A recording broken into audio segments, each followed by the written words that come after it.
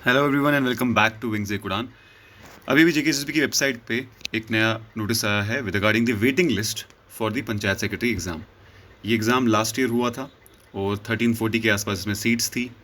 और waiting list अब जानते हैं कि कुछ देर पहले कैंसिल की गई थी, फिर रीइंस्टेट की गई थी। और काफ़ी सारे एग्ज़ाम्स में जब मल्टीपल लोग सेलेक्ट हो जाते हैं, मतलब मल्टीपल नोटिफिकेशन में कुछ बच्चे सेलेक्ट हो जाते हैं, तो कुछ सीटें खाली रह जाती हैं।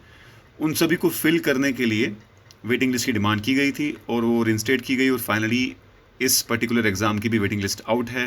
पूरा डिटेल्ड एनालिसिस दिया हुआ है यहाँ पे कि पर्टिकुलरली किस कार्डर से कितनी पोस्टें एम्प्टी थी और वो कैसे कैसे फिल की गई हैं।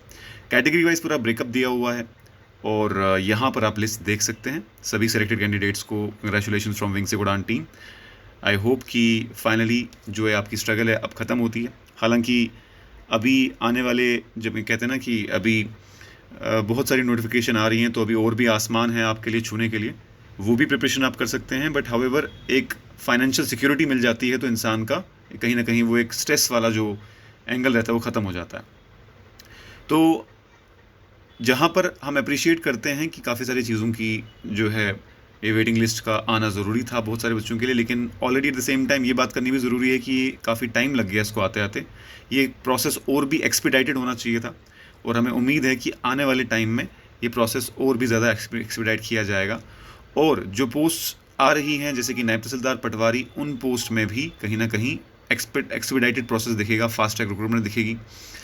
और हर वीडियो के साथ हम ये बात ज़रूर उठाते हैं कि word about the new posts, new post के लिए क्या किया जा रहा है, जो कि नायब तहसीलदार की पोस्ट है, पटवारी की पोस्ट है और सुनने में आ रहा है कि फाइनेंस अकाउंट असिस्टेंट की पोस्ट है।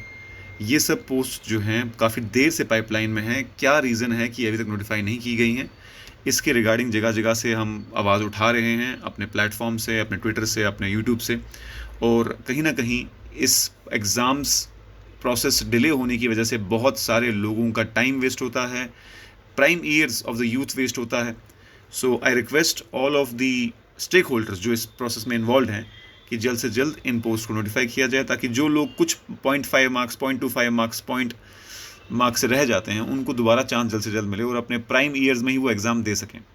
जहाँ पर बहुत से लोग सेलेक्ट होते हैं वहीं पर हम देखते हैं बहुत सारे लोग इस प्रोसेस में आके अपना ज़िंदगी का बहुत कीमती वक्त देकर भी कुछ हासिल नहीं कर पा रहे हैं। तो उन सभी लोगों को जो इस वेटिंग लिस्ट में वेट कर रहे थे आने का, बट आप अगर किसी भी रीज़न से नहीं आए, तो मैं आपको यही बोलूँगा कि always have a plan B. ये चीज़ हम बार बार बोलते आए हैं कि जहाँ पर एग्ज़ाम्स के लिए प्रिपेयर करते रहना इंपॉर्टेंट है, वहीं पर एक बैकअप प्लान देखना भी इंपॉर्टेंट है। क्योंकि बहुत टाइम तक अगर एक प्रोसेस के साथ लगे रहें और फाइनली किसी रीज़न की वजह से वो नहीं हो, तो बहुत डिमोटिवेशन हो जाती है।